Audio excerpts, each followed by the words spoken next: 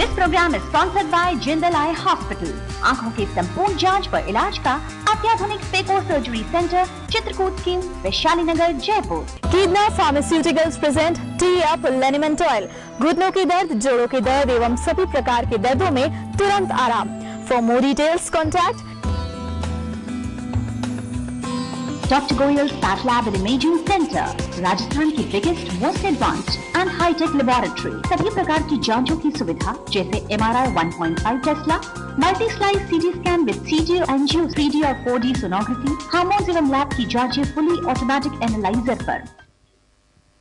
नमस्कार, city health के एक और एपिसोड में मैं अस्मा अग्रवाल आप सभी का स्वागत करती हूँ।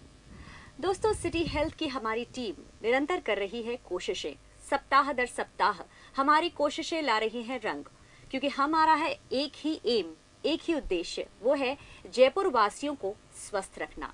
जी हाँ, हमारी टीम की कोशिश रहती है कि हर वीक हम किसी नए स्पेशलिस्ट डॉक्टर को आपसे मिलवा सकें, आपसे रूबरू कर सके, जिनसे कि आप कर सके अपने सवाल, वो देंगे आपके सवालों का, आपकी समस्याओं का समाधान। जी हाँ, आज के सिटी हेल्थ के इस एपिसोड में हमारे साथ हैं डॉक्टर JP ठाकुरिया, जो कि Vaishali hospital and research centre में एक लैप्रोस्कोपिक सर्जन हैं, लेकिन उन्होंने स्पेशलाइज किया है कोलोरेक्टल सर्जरी में। जी हाँ, यानी कि आज के सिटी हेल्थ का हमारा टॉपिक रहेगा piles, fissures and fistula. Doctor Thakuria, आपका बहुत बहुत स्वागत है हमारे सिटी हेल्थ के इस एपिसोड में। तो जैसा कि हम सब जानते हैं कि आपने बहुत ही कम समय में एक अलग ही पहचान बनाई है चिकित्सा के क्षेत्र में, क्योंकि वैसे तो आप हैं लैप्रोस्कोपिक सर्जन, लेकिन आपने अपनी विशेष सेवाएं दी हैं कोलोरेक्टल सर्जरी के क्षेत्र में, जो कि एक बड़ी समस्या है लोगों के बीच में, खासकर वृद्धावस्था की तरफ बढ़ते हुए लोगों के लिए। पाइल्स, फिशर्स, फिस्टुला ये एक काफ़ी परेशान कर देने वाली समस्या है, और सर्जरी के अलावा इसमें कोई और तरीका बचता नहीं है। जी हाँ इश्मा जी, ये बहुत ही कॉमन प्रॉब्लम है। लाइफ के दौरान, पूरे जीवनचर्या के दौरान कोई न कोई आदमी किसी न किसी तरीके की पाइल्स, फिशर या फिस्टुला की प्रॉब्लम से परेशान हो ही जाता है। तो ये बड़ी कॉमन प्रॉब्लम है और जनसाधारण में बड़ी सामान्य रूप से पाई जाती है। तो इसलिए ये बड़ा ही इम्पोर्टेंट टॉपिक है और लोगों को, जन सामान्य को इसके बारे में अवेयर होना चाहिए। जी, तो जैसे कि आपने खुद ने ही कहा कि एक बहुत ही कॉमन सी प्रॉब्लम है, इसकी अकरेंसेस की रिकरेंस काफ़ी ज़्यादा होती है। मतलब हर देखें हमारे आसपास तो हर 10 में से एक जना कभी ना कभी लाइफ में इस प्रॉब्लम से जूझता ज़रूर है। तो इसके इंसिडेंस की ज़्यादा जो वजह है वो आपको लगता है क्या है? पहले तो आप ये बताएं कि क्या भारत में ही ये समस्या ज़्यादा है या दुनिया में सब जगह इस तरह की प्रॉब्लम होती ही है? नहीं, the problem is world wide, पूरे वर्ल्ड में ही है। और बहुत सारे कारण हैं इसके। हेरिडेटरी एक सबसे पहला कारण है, उसके बाद में लाइफ स्टाइल है। अपनी जो लाइफ स्टाइल है, सेडेंट्री लाइफ स्टाइल है, जो वर्क नहीं करते हैं, या खान पान जो अपना जो है जंक फूड वगैरह है, और उसके अलावा जो बहुत सारे ऐसे प्रोफेशन हैं जिनमें कि लॉन्ग स्टैंडिंग वर्क रहता है, या लॉन्ग आवर्स ऑफ सिटिंग होती हैं, या जिनको जो लोग कॉन्स्टिपेशन के लिए प्रोन होते हैं, उन लोगों में ये प्रॉब्लम बहुत कॉमन है। और जो वेस्टर्न वर्ल्ड है वहाँ पे क्या है कि fortunately we Indian are more of vegetarian. तो वेजिटेरियन में क्या होता है कि रेशेदार भोजन का मात्रा अधिक होती है, तो इसलिए कॉन्स्टिपेशन के लिए कम प्रोन होते हैं। वेस्टर्न वर्ल्ड में क्योंकि वो नॉन वेजिटेरियन होते हैं, मांसाहारी होते हैं, तो उनके भोजन में रेशे की मात्रा कम होती है, इसलिए उनमें कॉन्स्टिपेशन ज़्यादा होता है। तो उनमें इस तरह से और इससे रिलेटेड प्रॉब्लम्स ज़्यादा होती है। राधा जी, तो जैसे कि आपने बताया, आपके बताने से लग रहा है कि जो मेन प्रॉब्लम होती है वो होती है कॉन्स्टिपेशन या कब्ज की शिकायत, जिसे हम कहते हैं नॉर्मल, जो कि एक छोटी सी समस्या लगती है, लेकिन मुझे लगता है कि बहुत लंबे वक्त तक लगातार जब ये शिकायत रहती है तो ये कहीं ना कहीं जाकर पाइल्स या फिशर्स या फिस्टुला का रूप ले सकती है। जी, तो हमारे इस प्रोग्राम का मेन उद्देश्य रहता है कि हम लोगों को जागरूक करें, उन्हें बताएं कि क्या समस्याएं हैं। तो मैं सबसे पहले आपसे ये चाहूंगी कि आप भी बताएं कि पाइल्स की समस्या असल में क्या है। पाइल्स, देखिए, वैसे तो नॉर्मल खून की नसें होती हैं जो कि इसमें एनल एरिया में होती हैं, पर वो किन्हीं कारणों से वो बढ़ जाती है, उनका साइज बढ़ जाता है और उन पे जो म्यूकोजल लेयर होती है वो हार्ड स्टूल की वजह से या उससे रगड़क खा के वो छिल जाती है, तो वहाँ से ब्लीडिंग स्टार्ट हो जाती है। तो पाइल्स का सबसे जो प्रमुख लक्षण होता है वो रोगी जो लेके आता है वो ब्लीडिंग पाइल्स में मोस्ट कॉमन लक्षण होता है। और उसके अलावा और भी बहुत सारे लक्षण होते हैं, जैसे ब्लीडिंग के बाद में कुछ दिनों बाद में पेशेंट को ये फील होने लग जाता है कि कुछ बाहर आ रहा है, समथिंग इज कमिंग आउट। उसके अलावा कई बार इचिंग होना, कभी खुजली होना, दर्द होना, सूजन होना, गीलापन रहना, ये इस तरह के लक्षण होते हैं जो कि पाइल्स रोगी को परेशान करते हैं। जी। तो इस तरह के जो सिम्टम्स होते हैं वो किस स्टेज पर दुखदाई हो सकते हैं? मतलब थोड़ी बहुत इनकन्वीनियंस तो एक नॉर्मल कोर्स में थोड़ी बहुत इनकन्वीनियंस होती है, या कभी कभार कब्जी रहना, ज्यादा गरिष्ठ भोजन लेने से या एक्सरसाइज ना कर पाने की वजह से टेम्परेरीली ये सब चीजें चलती रहती हैं। लेकिन दिक्कत वहाँ आती है जब हम ये नहीं समझ पाते कि कब ये नॉर्मल सिम्टम्स एग्रीवेट हो जाते हैं, कब ये सिम्टम्स इस कदर ज्यादा बढ़ जाते हैं। और थोड़ा सा मुझे लगता है कि लोगों में हिचक भी होती है इस चीज को लेकर डॉक्टर के पास जाने में। तो मैं चाहूंगी कि आप हमारे दर्शकों को ये भी इस मामले में थोड़ा सा जागरूक करें कि ये सिम्टम्स किस स्टेज पर पहुंचते हैं, या क्या शुरू में ही कोई छोटी मोटी प्रॉब्लम होते ही डॉक्टर के पास चले जाना चाहिए? यूजुअली छोटी मोटी प्रॉब्लम होने पर पेशेंट भी इस रोग के बारे में अंदेशा नहीं लगा पाता है। तो यूजुअली छोटी मोटी प्रॉब्लम तो कई बार कॉन्स्टिपेशन से या कुछ भी खान पान का अव्यवस्था होने से हो जाती है। और इसीलिए ये पाइल्स के रोग को 4 ग्रेड्स में डिवाइड किया गया है, grade 1, grade 2, grade 3, grade 4। First grade और सेकंड ग्रेड में यूजुअली पेशेंट को बहुत यहाँ मैं एक बार आपको इंटरप्ट करूंगी क्योंकि एक कॉल हमारे पास आ रहा है, हम फिर इस बारे में आपसे बात करेंगे। बिल्कुल। हेलो, नमस्कार जी। नमस्कार, क्या मैं जान सकती हूँ मैं किनसे बात कर रही हूँ? मैं रमेश कुमार बोल रहा हूँ, टोंक रोड, जयपुर से। जी रमेश, आपका बहुत बहुत स्वागत है सिटी हेल्थ में। हाँ, मैं डॉक्टर साहब से जानना चाह रहा था जी कि सर्जरी के अलावा भी कोई उपाय है पाइल्स का कि इसके में कि आप रमेश जी, मैं केवल सर्जरी ही अंतिम उपाय है इसका उपचार जो है? रमेश जी, मैं वही बता रहा था। एक्चुअल में उपचार जो है रोग की ग्रेड के हिसाब से डिसाइड होता है। अगर फर्स्ट ग्रेड सेकंड ग्रेड है तो उसमें सर्जरी की आवश्यकता नहीं होती है, परंतु थर्ड ग्रेड फोर्थ ग्रेड होने पर सर्जरी होती है। परंतु ऐसा नहीं है कि सर्जरी का मतलब चीरफाड़ी। आजकल कई सारी नई टेक्निक्स आ गई हैं जिनमें चीरफाड़ नहीं होती है। थर्ड ग्रेड फोर्थ ग्रेड के जो पाइल्स होते हैं उसमें भी कई तरह की टेक्निक्स है, सूचर एनोपेक्सी है, स्टेपलर सर्जरी है, जिसमें चीरफाड़ नहीं होती है। और जो पहले एक धारणा थी कि पाइल्स का रोग कराने का मतलब, रोग का ऑपरेशन कराने का मतलब 1 महीने तक बिस्तर पर पड़े रहना, उस तरह की स्थिति अब नहीं है। और बेहतर तकनीक, बेहतर सुविधाओं, कॉम्पिटेंट डॉक्टर्स और अच्छी दवाओं की वजह से ये सब ऑपरेशन और इसका रोग का जो निवारण है काफ़ी आसान हो गया है। अच्छा, इसके अलावा जीवन फिर एक बार सर्जरी के बाद दोबारा भी संभावना रहती है, या कि अगर अपन खाने पीने का पूरा परहेज रखें तो हमेशा के लिए ठीक हो जाता है? रमेश जी, अगर प्रॉपरली सर्जरी की जाए तो यूजुअली जो एक्चुअल में पाइल्स 2 तरह के होते हैं, प्राइमरी और सेकेंडरी। जो प्राइमरी पाइल्स हैं अगर प्रॉपरली ऑपरेशन कर दिया जाए तो वो ठीक हो जाते हैं। पर कभी कभी कुछ परसेंट ऑफ पेशेंट्स में सेकेंडरी पाइल्स हो जाते हैं। मतलब मुख्य तौर पर 3 मेन नसें होती हैं जो पाइल्स में होती हैं, तो उनको आप निकाल देते हैं तो उसके बाद में कई बार छोटी छोटी और नसें डेवलप हो जाती हैं, पर वो यूजुअली बहुत कम होता है। और आप एहतियात बरतते हैं, थोड़ा ध्यान रखते हैं अपने खान पान का, जीवनचर्या का, तो इस तरह की प्रॉब्लम्स नहीं होती हैं। ठीक है डॉक्टर साहब, बहुत बहुत धन्यवाद आपका। ठीक है Ramesh ji, thank you ji. Ramesh ji, call करने के लिए बहुत बहुत धन्यवाद। तो दोस्तों, आपने देखा कि किस तरह से अभी हमारे कॉलर ने हमें कॉल किया है और डॉक्टर ठाकुरिया जो कि यहाँ हमारे साथ स्टूडियो में मौजूद हैं, उन्होंने उनकी समस्या का हाथों हाथ समाधान किया है। और वो जो सवाल उन्होंने किया था उनका जवाब बहुत सही तरीके से, बहुत उचित उनको जवाब दिया है। तो यदि आपकी भी कोई समस्या है colorectal surgery, piles, fissure, fistula से जुड़ी हुई, तो आप देर ना करें। हमारा नंबर आपकी स्क्रीन पे फ्लैश कर रहा है, अब आप हमें कॉल लगा सकते हैं, हम आपकी बात डायरेक्टली डॉक्टर ठाकुरिया से कराएंगे। तो आप हमें बता रहे थे कि किस तरह से पाइल्स की स्टेजेस की ग्रेड्स होती हैं, जिसके हिसाब से जाना जा सकता है, पेशेंट अंदाजा लगा सकता है कि उसे यदि ऐसी कोई प्रॉब्लम है तो वो कौन सी स्टेज पर है।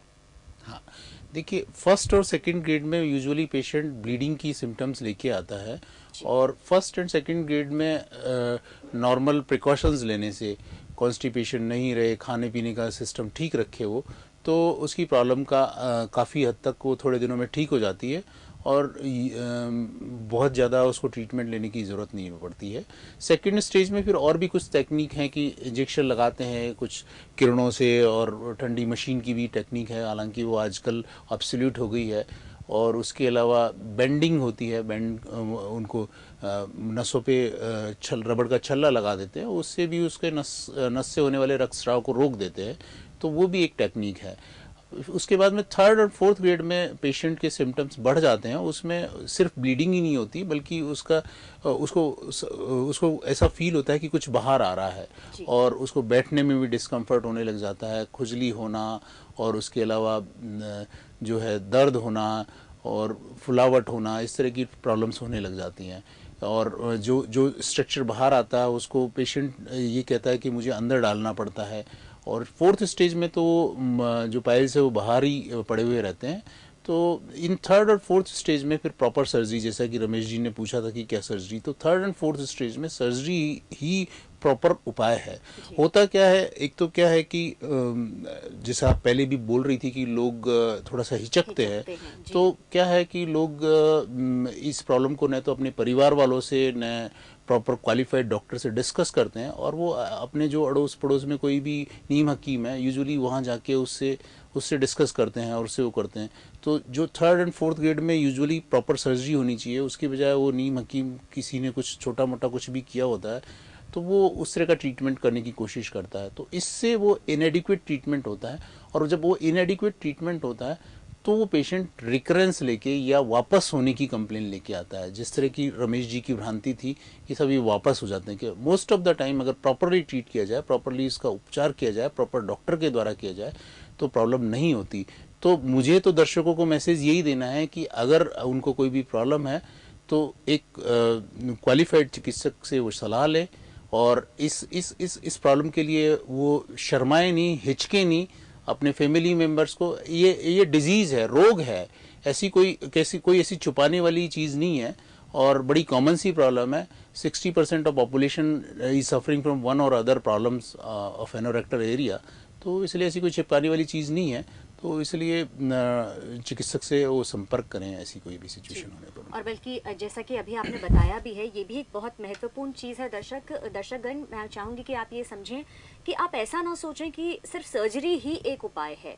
यदि आपको ऐसी कोई प्रॉब्लम है तो हो सकता है कि वो स्टेज 1 या स्टेज 2 की हो, उसे सर्जरी की ज़रूरत ही ना हो। तो जैसा कि अभी आपने बताया डॉक्टर ठाकुरिया कि फर्स्ट और सेकंड स्टेज में बहुत सारी ऐसी टेक्निक्स हैं आजकल, जिससे कि सर्जरी के बिना भी इन प्रॉब्लम्स को ठीक किया जा सकता है। बिल्कुल। तो ये भी एक बहुत जानने वाली बात है, और मैं उम्मीद करती हूँ कि दर्शकों को ये जानकारी से बहुत फ़ायदा होगा। बहुत सारे लोग ऐसे हैं जो कि इन प्रॉब्लम से कुछ लेवल पे, किसी लेवल पे जूझ रहे हैं, वो शायद चिकित्सक के पास जाकर उसे ठीक करने की भी कोशिश करेंगे। चिकित्सक के पास जाना ज़रूरी है, डॉक्टर को दिखाना ज़रूरी है, स्वयं अपने डॉक्टर ना बने, ये सबसे ज़्यादा ज़रूरी है। हाँ, और उसके अलावा फर्स्ट और सेकंड स्टेज में तो ये है कि मतलब कई बार तो सिंपल लाइफस्टाइल मॉडिफिकेशन से आपकी प्रॉब्लम ठीक हो सकती है। और उसके अलावा कॉल लेते हैं। बिल्कुल बिल्कुल। Hello hello hello. जी हाँ, आपका नाम बताएंगे आप? मनीष जैन। जी मनीष, आपका बहुत बहुत स्वागत है सिटी हेल्थ में। यहाँ पे हमारे साथ हैं डॉक्टर ठाकुरिया, आप उनसे अपना सवाल पूछ सकते हैं। हाँ डॉक्टर साहब। हाँ बताइए मनीष जी। हाँ सर, ये बवासीर की प्रॉब्लम रहती है। हाँ हाँ। और जैसे जैसे मुझसे सर्दी होती है तो प्रॉब्लम ज्यादा हो रही है। क्या होता है? तो मतलब बवासीर की प्रॉब्लम है। हाँ हाँ। सर्दी जैसे अभी सीजन चेंज हो रहा है। हाँ हाँ। तो मतलब रात सोने में दिक्कत होती है, तो इसका क्या मतलब है? सीजन की वजह से या खाने पीने की वजह से भी कुछ प्रॉब्लम? मनीष जी, सर्दी के मौसम में क्या होता है कि आप पानी कम पीते हैं, आपकी जो फिजिकल एक्टिविटी है वो कम हो जाती है, तो थोड़ा सा प्रेडिस्पोजिशन उस वजह से होता है। तो आप थोड़ा सा पानी पीने का और थोड़ा सा फिजिकल एक्टिविटी का ध्यान रखें। तो हाँ, और उसके अलावा तो अगर ज्यादा प्रॉब्लम है तो फिर ज्यादा खाते हैं अपन है, सर्दियों में खाने का ये रहता है, वो गर्मियों में ज्यादा खाते हैं। नहीं, खाना ज्यादा खाने से फर्क नहीं पड़ता। खाने में आपका अगर गरिष्ठ भोजन ज्यादा का मात्रा ज्यादा होगी तो उससे ज़्यादा प्रॉब्लम रहती है। और पानी अगर कम पीते हैं, उसके अलावा फिजिकल एक्टिविटी कम होती है सर्दी के मौसम में, है ना, रजाई में दुबके रहते हैं लोग, तो इसलिए फिर प्रॉब्लम ज़्यादा होती है। सही, ओके जी, कॉल करने के लिए बहुत बहुत धन्यवाद। तो जैसे कि हमारे इन कॉलर ने बात की, मुझे लगता है कि कहीं ना कहीं से शुरुआत जो होती है, जो हमारी पाइल्स की या फिशर या फिस्टुला की, वो इसी तरीके से होती है कि ये जो कॉन्स्टिपेशन है, जो कि हमारी ज़िंदगी का एक हिस्सा ही है, शायद बहुत से लोगों में ये प्रॉब्लम होती है, इसी की वजह से शायद शुरुआत होती है और कहीं ना कहीं जाकर ये एक बहुत सीरियस रूप ले लेती है। तो मैं चाहूँगी कि आप दर्शकों को ये भी बताएं कि डाइट का रोल क्या है उन लोगों के लिए जो बिल्कुल स्वस्थ हैं, और उन लोगों के लिए भी जिन्हें ये प्रॉब्लम कहीं शुरू ही हुई है। जैसे कि आपने बताया अभी, पानी कम पीना एक बहुत बड़ी समस्या है। इसके अलावा खान पान में किस तरह के बदलाव करने की ज़रूरत होती है? एक तो जैसा आपने बताया कि भी पानी खूब पीना चाहिए, उसके अलावा अपना भोजन जो है, भोजन सादा भोजन होना चाहिए, उसमें जंक फूड की मात्रा कम से कम होनी चाहिए, रेशेदार भोजन होना चाहिए, मतलब आप फल फ्रूट ले, सैलेड्स ले, और जो मोटा अनाज ज़्यादा खाएं अभी तो वो फ़ायदेमंद होता है। उसके अलावा जो है आपकी जो व्यसन है, जो अल्कोहल है, या अधिक चाय कॉफ़ी है, या तंबाकू है, या गुटखा है, आजकल बहुत ज़्यादा यंगस्टर्स में बहुत ज़्यादा ट्रेंड है गुटखा खाने का, तो वो एक इसमें प्रेडिस्पोज करता है। उसके अलावा अब आजकल जो गैजेट्स आ गए हैं, आपके टीवी है, आपका लैपटॉप है, कंप्यूटर है और मोबाइल है, तो उसने अपनी फिजिकल एक्टिविटी को बहुत रेस्ट्रिक्ट कर दिया है। तो वो एक बहुत बड़ा कारण है। रोज़ घूमने जाना, थोड़ा सा अपने को फिट रखना, ये सब बहुत ज़रूरी है इस तरह के रोगों से बचाव के लिए भी। और अगर आपको प्रॉब्लम है, इनिशियल स्टेज पे है, तो आप इन सब एहतियात को बरतकर आप इन प्रॉब्लम्स को आगे बढ़ने से रोक सकते हैं। जी, तो कहीं ना कहीं लाइफस्टाइल जो है, हमारी मॉडर्न लाइफस्टाइल, वो भी बहुत हद तक रिस्पॉन्सिबल है। जैसे कि आपने शुरू में बताया था कि हेरिडिटी, यानी कि माता पिता से उस चीज़ को इनहेरिट करना, जेनेटिकली भी ये पास ऑन तो होता ही है। हाँ। इसके अलावा हमारी लाइफस्टाइल जो है वो कहीं बहुत हद तक रिस्पॉन्सिबल होती है ऐसी प्रॉब्लम्स के लिए। लेकिन कई केसेस में डॉक्टर ठाकुरिया देखा गया है कि छोटे बच्चों में भी पाइल्स की प्रॉब्लम देखी जाती है। तो ये क्या इसमें हेरिडिटी मेन कारण होती है या कुछ और? देखिए, कुछ बच्चों में तो एक्चुअल में जो बच्चे, एक मिसकॉन्सेप्शन है बच्चों में कि वही पाइल्स होता है। Most of the time piles नहीं होते हैं बच्चों में। जन्म से ही स्ट्रक्चरल डिफेक्ट होता है, वो या तो पॉलिप्स होते हैं, रेक्टल पॉलिप होते हैं, जो पाइल्स के रूप में नहीं बल्कि एक लाल सा गोले से के रूप में, या जो कुछ बाहर आता है। माताएं देखती है, माताएं कई बार हिस्ट्री देती है कि बच्चा जब शौच जाता है तो कुछ लाल सा मांस सा बाहर आता है, तो वो यूजुअली रेक्टल पॉलिप होता है, तो उसको सर्जरी से हटाया जाता है। उसके अलावा कई बार और कई सारे के जेनाइल पॉलिप्स होते हैं, और भी कई सारे तरह की प्रॉब्लम होती है बच्चों में। फिशर भी एक बहुत बड़ा बहुत कॉमन कारण है ब्लीडिंग होने का।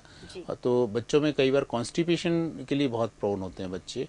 उन बच्चों में भी मदर्स मिल्क जो होता है वो सबसे बेस्ट होता है। कई बार सम और रीजन्स और अदर रीजन्स की वजह से मदर मिल्क नहीं मिल पाता है बच्चों को, तो वो एक कारण होता है। तो यहाँ मैसेज यही है कि जो बच्चे हैं उनको ब्रेस्ट मिल्क जरूर पिलाया।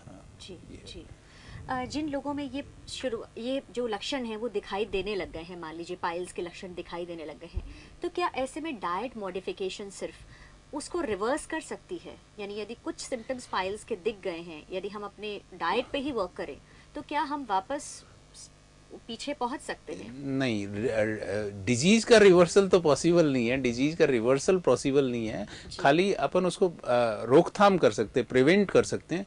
और स्पेशली फर्स्ट और सेकंड डिग्री जो बाइल्स हैं उसमें आप उसको डाइट मॉडिफिकेशन से, लाइफ स्टाइल मॉडिफिकेशन से आप उसको रोक सकते हैं, उसको डिले कर सकते हैं। परंतु ऐसा नहीं है कि आप उसको रिवर्स कर सकते हैं, ऐसा संभव नहीं है।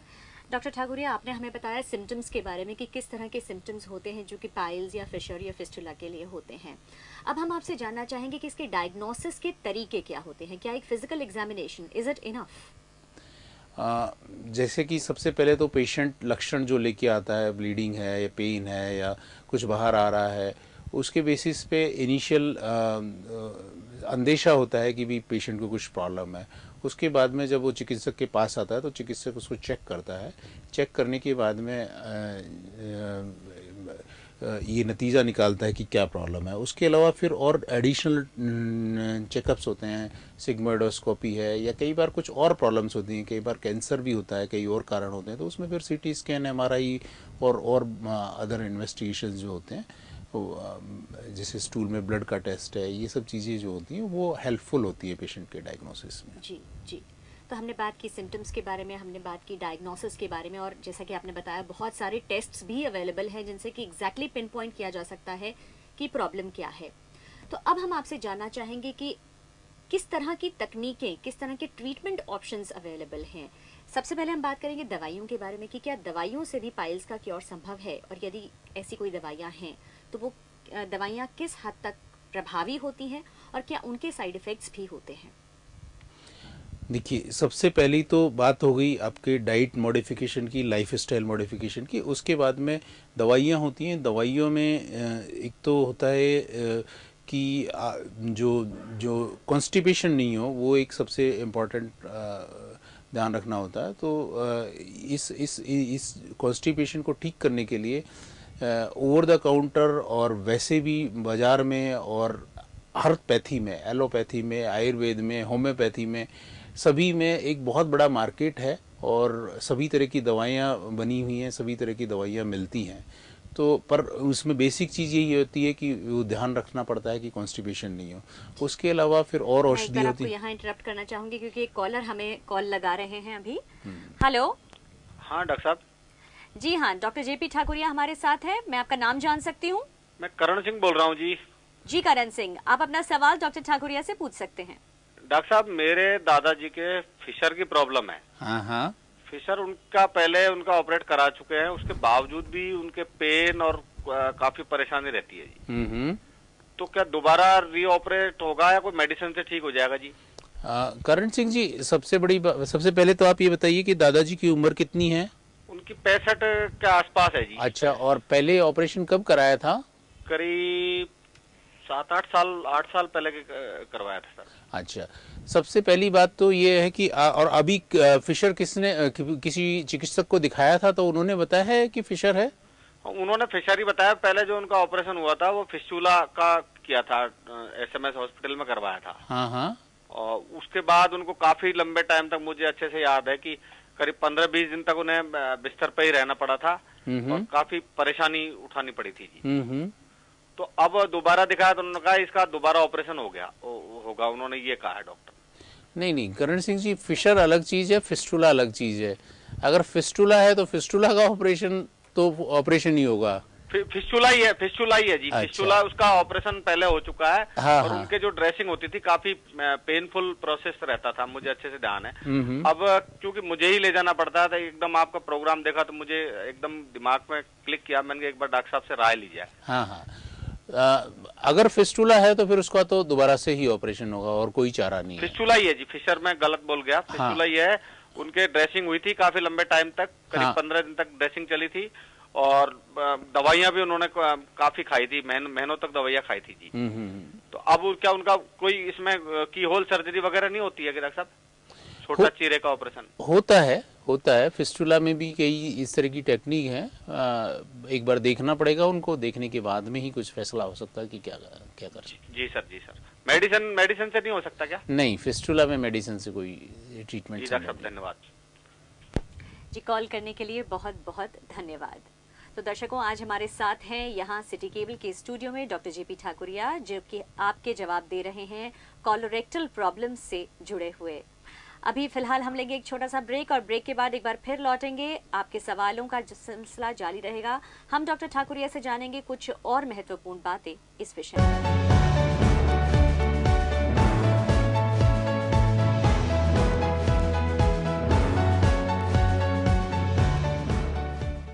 Programme is sponsored by Jindal eye hospital. आधुनिकतम लेजर द्वारा चश्मे से छुटकारा एवं मोतियाबिंद का इलाज। Chitrakoot scheme, Vaishali Nagar, Jaipur. Kedna Pharmaceuticals present Craze, instant energizer with vitamin C and zinc. No need to add sugar to the orange flavored instant energizer Craze. चुस्ती फुर्ती का एक इंस्टेंट शॉट।